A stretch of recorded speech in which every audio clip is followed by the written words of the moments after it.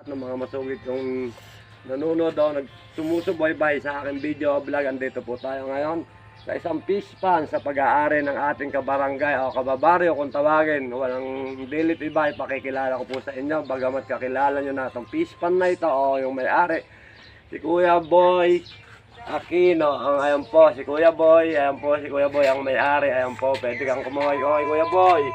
Batiin mo ang iyong mga kapatid sa Maynila. Baka mo anak sa Kuya Boy. Ayos na. At ako naman po ngayon ay humingi ng pahintulot kay Kuya Boy Aquino para makakuha ng pang-ulam na suso. Ganito po ang buhay sa ating probinsya. Bagamat mahirap ang buhay, masipag ka lang at matyaga, mairaraos nyo po ang ating pamilya.